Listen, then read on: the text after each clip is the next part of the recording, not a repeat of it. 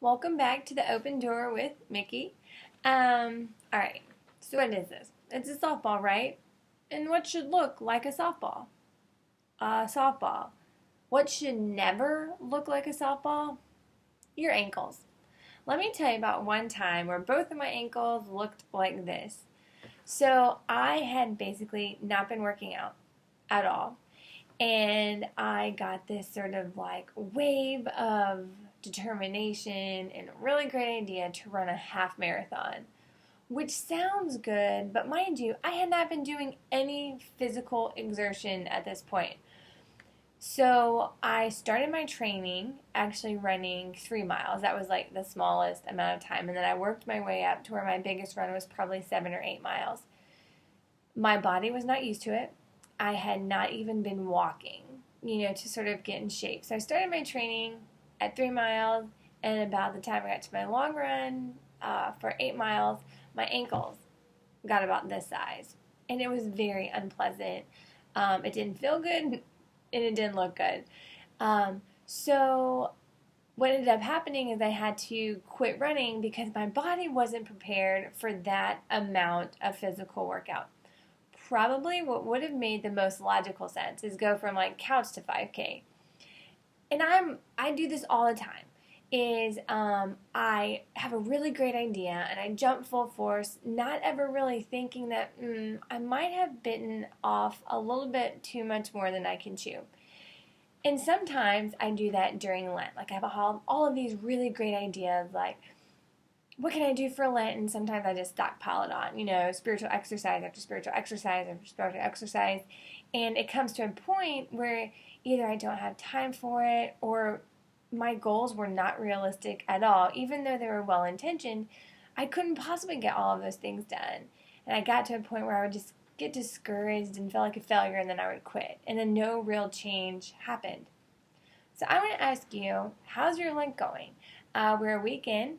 And how are your commitments going? Are you staying true to them? Are they sort of changing every day based on how you feel? And if you are at all like me, and maybe you have bitten off a little bit more than you can chew, it's okay a weekend to rethink, is what I'm doing helpful to my soul? And is it realistic? Because it's important to have realistic goals. I'm a huge fan of baby steps because slow and steady wins the race, right?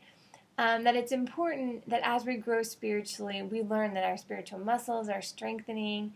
And the more that we do that, the more intense, I guess, our workouts can be. But probably going from 0 to 100 in a short amount of time isn't the best idea. So I know last week I encouraged you to take one thing in the areas of prayer, fasting, and almsgiving. And that's great if you're doing that. I want to sort of be your cheerleader and tell you to keep it up 1 week down. But if you're sort of struggling with that, if I was going to encourage you to focus on just one of those things, it would be prayer. I've been reading again a lot of St. Faustina, and here's something that she said. She said, a soul recognizes that God is counting on it, and this knowledge fortifies it. It must exercise itself and do so with energy. Otherwise, it has no chance of attaining victory. So we are expected to sort of challenge ourselves. We are expected to move forward. We are expected to fortify our soul. So it does require work. But make sure that your goals are realistic and doable, that they're not so grandiose that they kind of end in failure and we get discouraged and then we just drop our commitments and don't do anything. When she's talking about fortifying our soul, the first thing that she talks about is prayer. And so I'm just going to end tonight with this beautiful reading from her diary. So be patient with me, and I'm going to read it to you. She says, a soul arms itself by prayer of all kinds of combat. In whatever state the soul may be, it ought to pray. A soul which is pure and beautiful must pray, or else it will lose its beauty.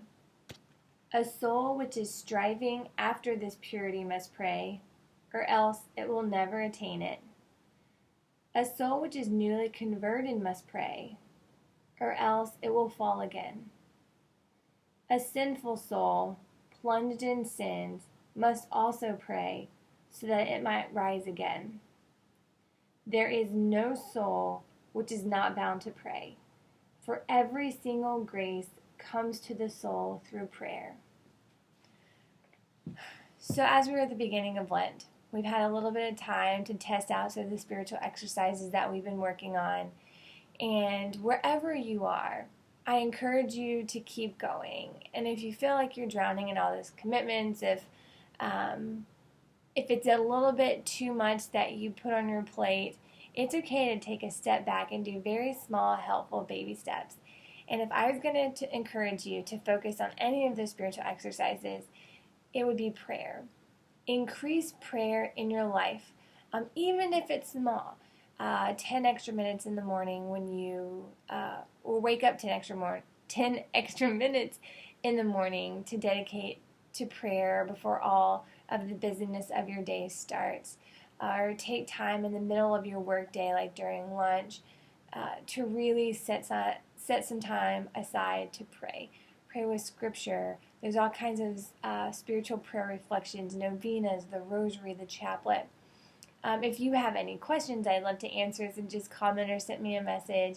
But I'd also like to hear from you. What are very practical, maybe baby steps to increasing your prayer life have you found beneficial and helpful? And then maybe we can provide encouragement for each other to fortify our souls through prayer, recognizing that prayer is the gateway to all graces, for our souls to be open, for our communication with God to be better, because in so we can better share with Him where we are, but at the same time it enables our heart to be more open to how He is calling us into a deeper, more intimate prayer life with Him.